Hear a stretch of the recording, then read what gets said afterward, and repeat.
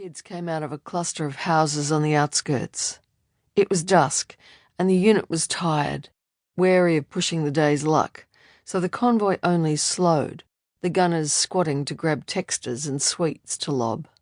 But when they came back up, rocks cracked against their helmets. For a second, the unit thought it was an ambush, and the gunners swung their turrets, trying to get a bead.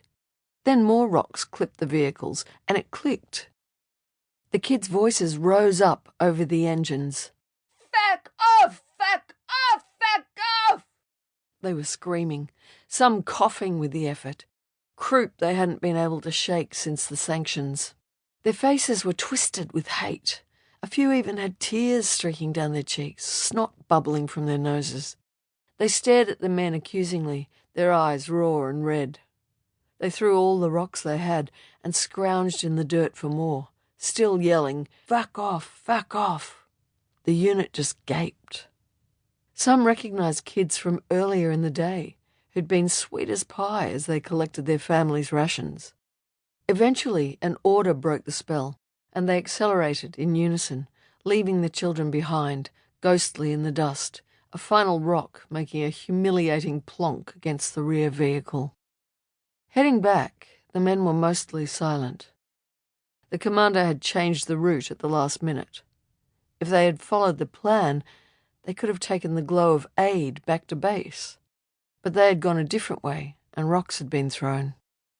It kept happening after that, and the unit dropped any guise of parade, of selfless heroism. No more thumbs up, no more "good kick." They knuckled down. For the best, their corporal reckoned. Back to muscle and bone, eyes scanning the horizon. Counterinsurgency was pissing in the wind. The only skin that mattered now was one another's. Fuck the Iraqis, fuck the politics, fuck the diplomacy. What happened next was hard to explain. None of the men could say who started it or how, but they began fighting back. Some collected rocks before heading out, piling them on the rubber mats in their vehicles. The first time they did it, the Iraqi kids were taken by surprise. In such a short time, they'd absorbed the American spin that children were sacred, that they would be protected no matter what. They stood in the open, not bothering to hide or cover their faces, so when the unit's return fire hit, most didn't move, their mouths open, catching flies. Only when a few were struck did they start to scatter, leaping behind walls and mounds of dirt. "Fuck you midget terrorists!" yelled the soldiers, whooping over their radios as the kids screamed, red-faced and furious. Most soldiers aimed to skim the kids' legs, to get a yelp and a hop out of them. But as the rock war intensified and the real war got murkier, a few of the guys started a competition. One rock, how many children? They'd aim for an angle, an elbow, a shoulder, a cheekbone if they were feeling real nasty, ricocheting a rock off one kid to the next. Record was 4 kids, 1 rock. Even soldiers dead against the business had to admit that hit by wedge was pretty amazing. A good hit is all about the rock, was his theory, and he had his ammunition down to an art. He divided the desert rubble into types.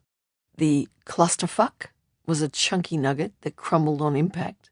The ninja star, a sharp, jagged quarry stone. And a skimmer, a thin, oval-shaped river rock. Wedge had flicked the skimmers at the kids like frisbees.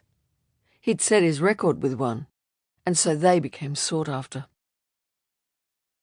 A skimmer was what Toohey was looking for now. He was in a different desert, one with red dirt that bruised to purple at dusk, where the highway was bloated with kangaroo corpses, cattle too, belly up, hit by road trains. None a potential IED.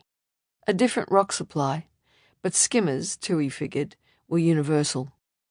Jean was behind him, crying, standing at the edge of the bitumen, and the night was pressing on them. In front of him, the scrub rippled like a huge fish turning. There was a scurrying on the ground, and Toohey saw a mouse dart across his boot.